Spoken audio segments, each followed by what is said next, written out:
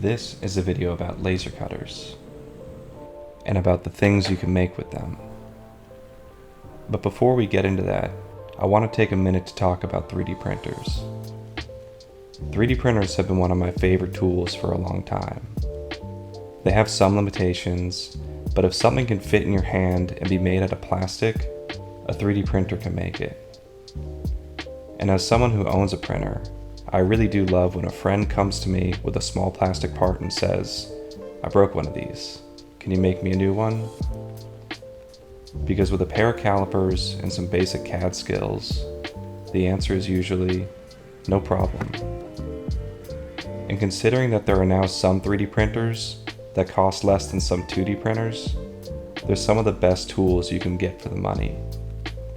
But there is that old saying, if all you have is a hammer, you'll treat every problem like a nail.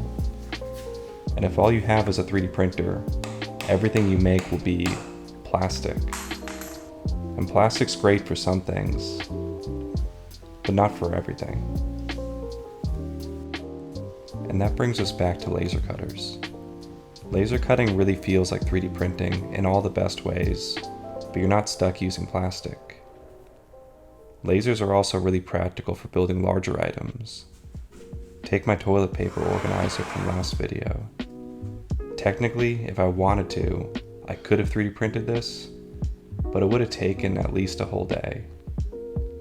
By comparison, this takes just over 10 minutes on the laser. And sure, lasers are larger and more expensive than 3D printers, but there's a huge range of options and the entry models are genuinely affordable.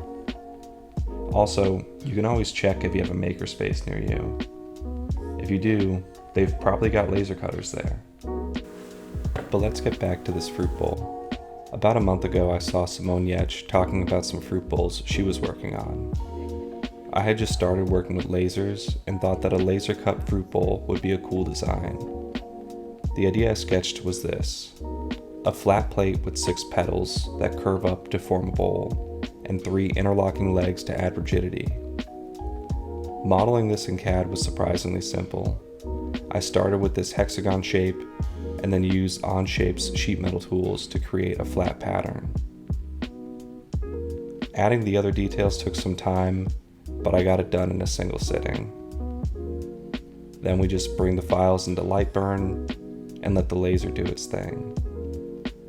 I want this bowl to feel nice, so I'm going to sand it after it's cut. This will also remove some scorch marks left by the laser.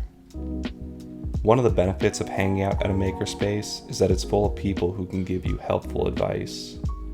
Like this technique for taping up my work, which makes sanding all these pieces so much easier.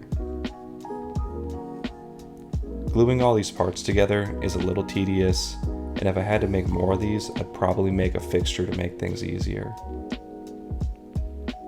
But I think the end results were worth it. This really does have a feeling to it that would be really hard to get from a 3D printer.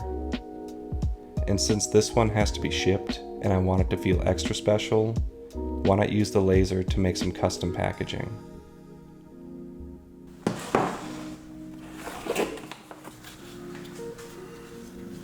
I think little details like this can really elevate an object and make it truly gift-worthy.